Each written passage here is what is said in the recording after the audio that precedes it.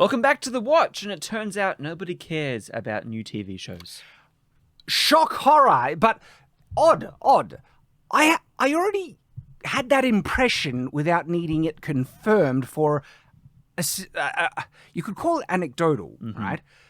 I don't care about many modern shows. I can point out a couple. Reacher, House of the Dragon, Clarkson's Farm. But in terms of big, long-running shows or everything...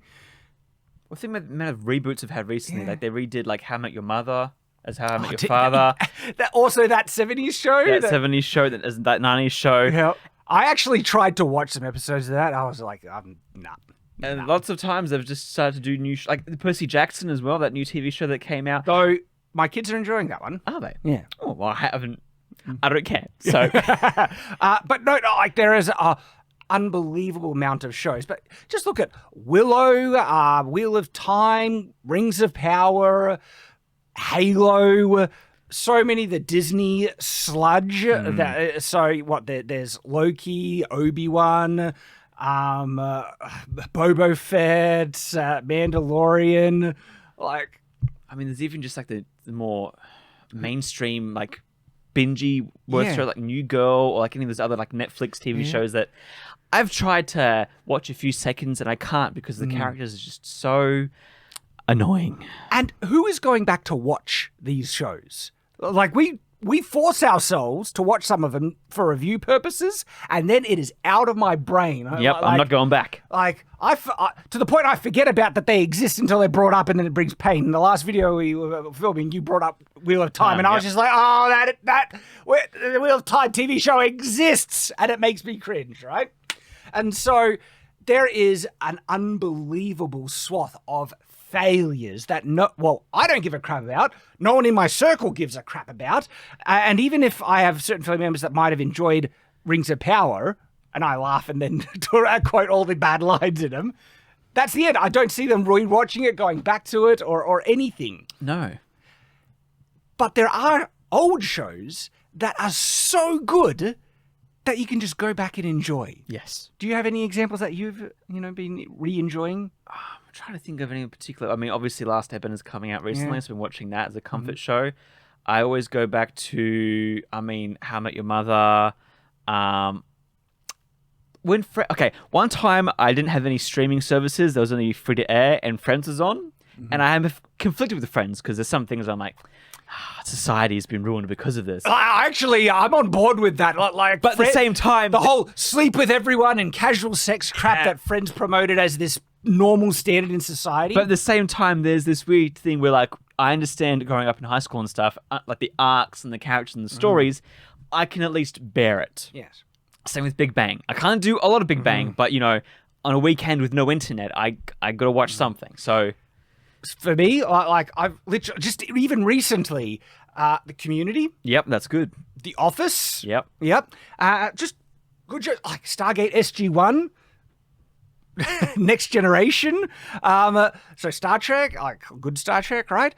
There's so much good old stuff. And when I go back and watch it, I remember when I was rewatching Deep Space Nine, this was like, 6 months ago or something like that. I was just like, dang, there's good writing in this. There is some actual complex political problems that they actually are proposing, like in Deep Space Nine that they have to deal with, that are really well written. And it's just like, when I was watching it, wow, this is making my brain say thank you, because it's engaging, actual complex kind of reflection. Where do we get that in modern internet? We don't. Now everything's very one-dimensional. Patriarchy bad, and all the other, one-line kind of stuff that has no real complexity to it. And you go back to, like, Star Trek, which deals with some really complex things. Like, I remember there was this thing about where they're dealing with terrorists in Star Trek, and Data's, like, trying to understand it, and they have nuanced kind of... It's like people used to make smart things, Nathan. But now they don't. Now they don't. And there's this article out that has been shared on Twitter, and it says, the top stream shows are almost all old. Why? And it's like, what, you really do not understand why? It's one of those things where it's like, who wants to tell them? It's really obvious. It's because they're bad. And also because they prioritize propaganda, political ideology, and like there are some really, they're very few and far between, but really woke, good shows that have good writing in, but I see that's so subversive, right? And they're made to normalize, their whole ideological movement and stuff like that, that's going to check me out as well. I don't mind people, because if you're going to try and put politics in a property, because it can be done, you'd want to do it either in a balanced take or not. That's like a massive slap in your face that just rips you out, right? But you have to do it understanding that, you're probably going to push away people who have the opposite, political views when you do stuff like that. But once upon a time, there was just universal standards that you would hope both sides of any politics could just agree on. A lot of those universal standards that were really uplifting and just good that everyone could appreciate is now, oh no, like one side is calling it bad. Like think about Superman, truth, justice, and the American way. Well, that's problematic now because there's one side of the political spectrum that hates America and Western values and stuff, and so we can't celebrate American, values and everything. And that used to be just a universal morality that we could appreciate and celebrate. And so you can, and it goes back with simple things like men saving women, damsel in distress. No, that's problematic and everything. And so you can't even have universal morals, right? That everyone can agree on because one side has gone so extreme that that's terrible and problematic. But there's a lot of old stuff that's actually, really, really good. Now, I go to say that the most streamed show last year wasn't the latest Netflix TV show craze, nor was it the highly anticipated final season of Succession or anything like that. According to Nelson, the most minutes last year, more than 57 billion, was spent watching Suits. It's a good show. Yeah. I've enjoyed Suits. And it has some clever, witty writing in it. It's a good show. Yeah. And so the show, which is available to stream on Netflix and Peacock, stars blah, blah, blah, blah. So old shows, which debuted over a decade ago, dominate the top streaming list of 2023. Several of the programs, including Suits, Gilmore Girls, and Friends, have been off the air for years. So Gilmore Girls. My wife loves Gilmore Girls. And it's actually, because my wife's watching, it's one of those ones that I kind of ended up watching as well. And it's a very witty, well-written show. There's a couple of standards that I don't like, but then some ones that are really good. I don't think our audience cares about too many spoilers for Gilmore Girls, right? You've been warned if you do, so. But there's a moment when the daughter ends up hooking up with a married man, right? And the mum rakes her across the coals for it. And it's like, good on her, Again, so there are some good moments in Gilmore Girls that kind of do celebrate some traditional values, but that on the other end, Gilmore Girls is very much like women doing it, they're on their own kind of thing, and the main character can never settle down with a man because she's too independent and stupid things like that. So, but there's good and bad, I guess. It's not just one or the other. But it is a very witty show in terms of the dialogue. Some of the dialogue is just really well done. And as a result, it's enjoyable. It's an enjoyable show, right? So these are some of the top streaming ones. We've got Suits, Bluey. Yeah. Oh, Bluey. The cartoon Bluey. The most wholesome Aussie show out there. At first I was thinking, like what is this, a type of cop drama or everything? No, it's the cartoon Bluey. I love that. Good on him. NCIS. My wife has been some NCIS, but mainly Criminal Minds. Right. She's just been binge watching Criminal Minds recently because it's a clever show and they go into the psychology of the characters. And do we have anything like that being made that has such intelligence? We have nothing with dimension. Yeah. Grey's Anatomy. I couldn't get into Coco. Oh, Coco Melon is another kid's one. Big Bang Theory, Gilmore Girls, Friends. Heartland, never watched it. Supernatural, that's another one my wife has been watching a bit, right? This makes sense. It does. Well, I mean, when you think about, there's a few things that people go back to shows for. One, it's something familiar to them. Mm-hmm. So during hard times, they know, okay, I can get the same good feelings. Like The Office sometimes. I'll watch the first few seasons and just be like, oh, this is good time, funny. It's also, I think in the article says as well, because I read this before, the NCIS, there's how many seasons of NCIS? So many. Like Last of Us season 1, you can watch so many times before you get sick of it. NCIS, there's like 27 seasons or something absurd like that. Back in the day, seasons had so many episodes that it took a while to get through. I would like to go back to if it's just good writing, consistent. But streaming has kind of ruined that, because back in the day, you wanted lots of episodes to cover the whole year, season, and it was reliant on merit and ratings, and so it had to be good. And the whole pilot, process of testing shows, making sure they work with audiences first, and you only get greenlit if this is going to work, right?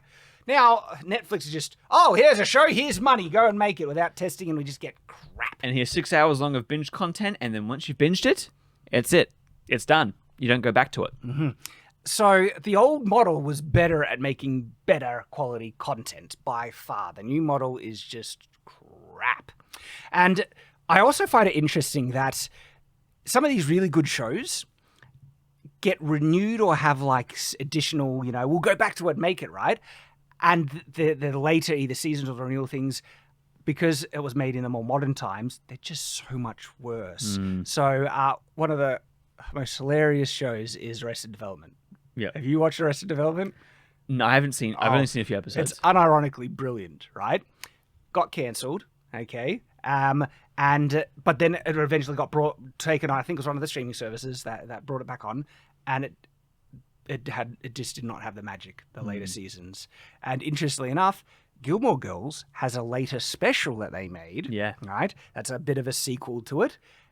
And it just not only did it not have the magic, it also had the poison in it, where the daughter, she just becomes a whore, sleeping with everyone in the later thing, and it's just sad, right? And they got drowned in the whole, freedom, modern feminist propaganda junk, right? And it just didn't have that wholesome kind of aspect that really helped it out. And it's again because it was one of the more modern things modern takes on it. The magic is lost. And why we know there's the woke propaganda, the ideologues and everything that are making all this stuff. But is it also because they're chasing off good writers? Yeah, for sure. Yeah. Well, the climate's changed, because back in the day, it's like if you did not engage viewers each week, then you were kicked off as a writer or the show was cancelled. Where now you can get away with a lot more because there's more money being spread around right now with bad shows. They can risk a lot more. And even then, it's like they want checkboxes rather than viewership. There's a lot of cases where successful people working in the industry, writers, even higher up execs, right, that got ousted with spurless Me Too claims. Who was the exec at Disney that got...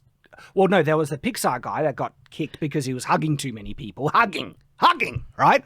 And then there was the other exec in Disney who was running, I forget his name, but he's kind of, on his way back a bit. But he got ousted, and he was mostly in charge of Marvel. And he was the one that said, girls don't buy action figures. He was that guy, right? And there are a lot of talented writers that also, got pushed out. And you get the impression that there's these other writers that couldn't succeed on merit, they weren't getting jobs, but they could jump on the cancel trains to get people out of the positions that they want, and then look at my check boxes, hire me for this, they get a position, and they just write crap, okay? And it feels like Hollywood has chased off a lot of the talent. Because the people who can't succeed on talent can get the jobs due to other checkboxes, because they can't make it on merit. They got to get in there with other reasons. And that's why diversity hiring, the checkbox thing, affirmative action and stuff, ends up, because one, you can't fill all the roles needed with all the talented people if you're reducing the hiring pool to what are literally considered minority groups. And just on percentage, even if there's like only a pretend out of any group, only 1% of the group is like, really good writers and everything like that.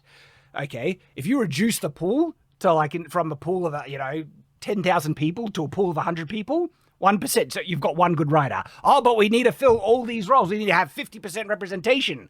So then if you're dealing with a smaller pool, the natural result is you're going to be hiring unqualified people. That's the concern people have with diversity hiring. It's like, we want people hired on merit, not on a checkbox. You know, and makes people raise eyebrows when you hear people are hired for other reasons outside of merit. And we see the results of this. The stuff Hollywood has been making has been dog crap. And it's reflected by what people are just watching. They're not even watching the modern stuff. How many people are rewatching Boba Fett?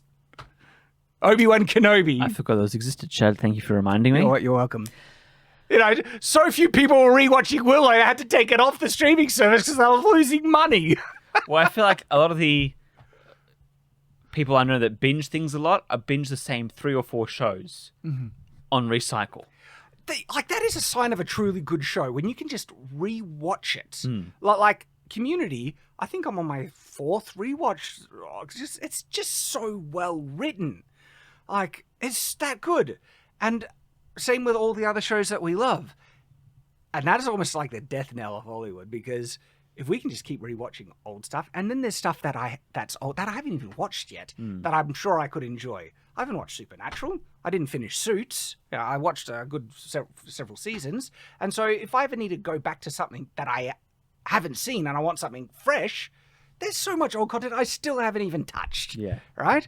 And so we're spoiled for choice in that regard. And that I like that because it holds the streaming services of Hollywood, it holds their feet to the fire. You need to make good content if you want our attention and viewership. And they're finally starting to feel the pinch, aren't they? And it's so funny that people in Access Media, they're like, I wonder why no one's watching the new stuff. Well, the new thing on that list was Bluey, wasn't it? Yeah, but Bluey's good. Bluey's, it's funny because it's made by Australian. It's got one creative visionary who's like, I'm going to make wholesome kids' TV shows that will teach them a lesson.